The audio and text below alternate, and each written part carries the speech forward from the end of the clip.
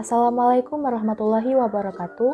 Perkenalkan, nama saya Aurelia Zafira Abarjacinda, NIM 2119050, mahasiswa Program Studi Ilmu Keperawatan, Institut Ilmu Kesehatan dan Teknologi Muhammadiyah Palembang.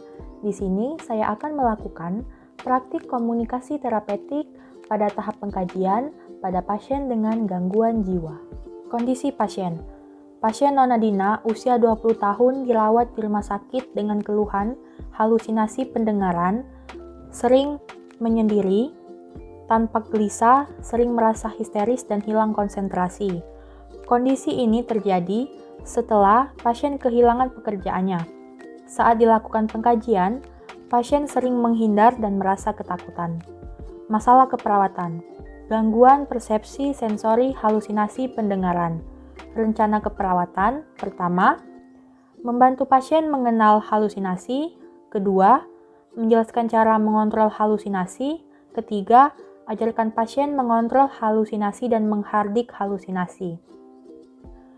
Tujuan, pasien dapat mengontrol halusinasi serta dapat mengembangkan kemampuan berinteraksi dengan orang lain. Fase orientasi, salam terapeutik.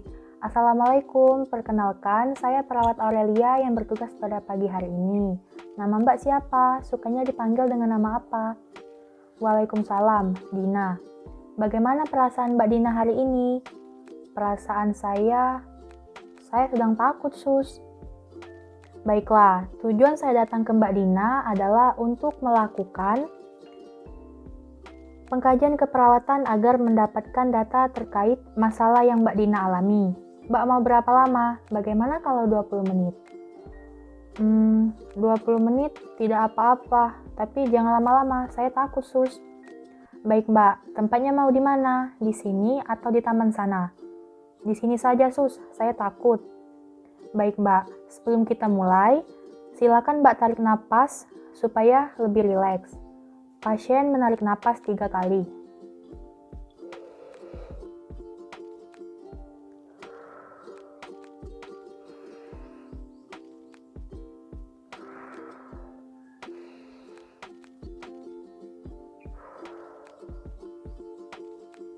Fase kerja.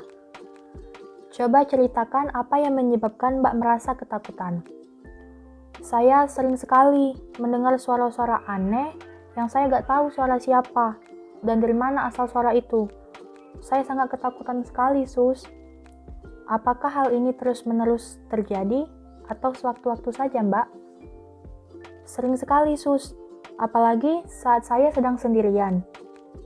Memangnya di rumah Mbak tidak ada orang? Saya lebih sering menyendiri di kamar, Sus. Biasanya berapa kali sehari Mbak mengalami hal tersebut? Kalau berapanya, sering sekali pokoknya, Sus. Bagaimana dengan kegiatan Mbak sehari-hari? Apakah terganggu? Ya, jelas terganggu lah, Sus.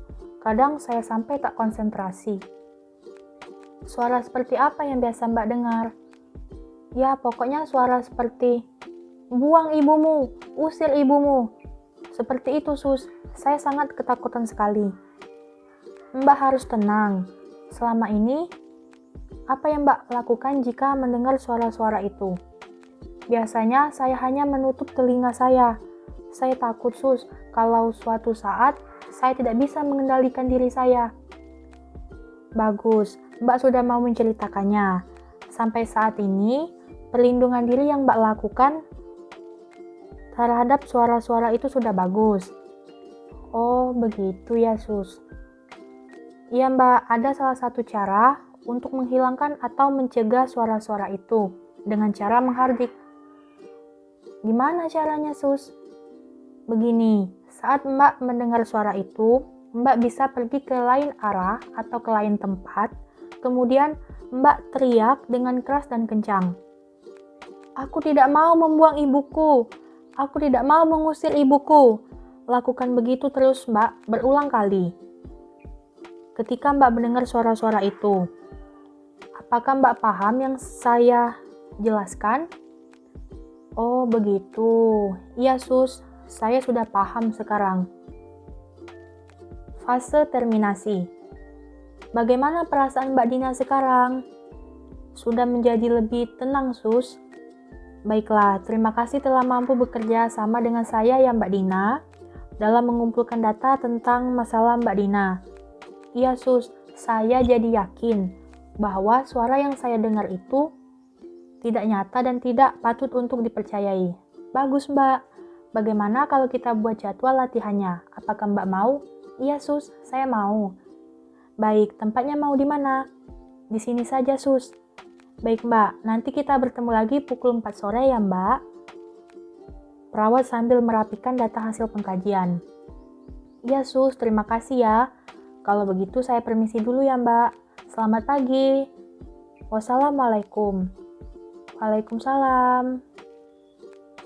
Baiklah, mungkin itu saja praktik komunikasi terapeutik pada tahap pengkajian pada pasien gangguan jiwa yang bisa saya lakukan. Terima kasih. Wassalamualaikum warahmatullahi wabarakatuh.